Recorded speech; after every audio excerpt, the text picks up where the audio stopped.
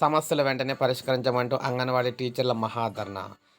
అంగన్వాడీలు మహాధర్నా అయితే చేశారు. స్పందించిన ప్రభుత్వం 9న లేదా 10న చర్చలకు సిద్ధమని వెల్లడి.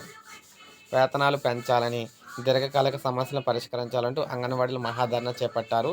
రాష్ట్ర వ్యాప్తంగా భారీ సంఖ్యలో తరలివచ్చిన అంగన్వాడీలు విజయవాడ ధర్నా చౌక్లోని ఆందోళనకు దిగారు. రాత్రి కూడా నిరసనలు కొనసాగించారు.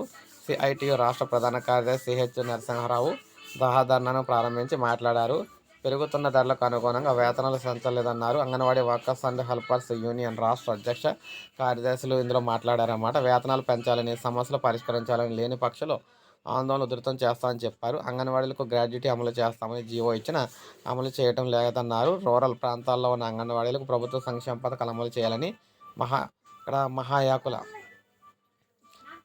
యాకుల పదోన్నతుల్లో ఇక్కడ సహాయకుల పదోన్నతుల్లో రాజకీయ జోక్యం వల్ల అర్హులు నష్టపోతున్నారని, అంగన్వాడీల సమస్యలను ప్రభుత్వం దృష్టికి తీసుకెళ్తామని చెప్పేసి మాజీ ఎమ్మెల్సీ ఎస్ లక్ష్మణరావు చెప్పారు. సిఐటియుసి రాష్ట్ర అధ్యక్ష కార్యదర్శులు కూడా ఇందులో అయితే ఉన్నారనమాట. సో ఏది ఏమైనా వేతనాలు పెంచడం కోసం ప్రభుత్వం అయితే చర్చలు అయితే చేయబోతుంది అంగన్వాడీలకి. ఇదో గుడ్ న్యూస్ అని చెప్పుకోవచ్చు.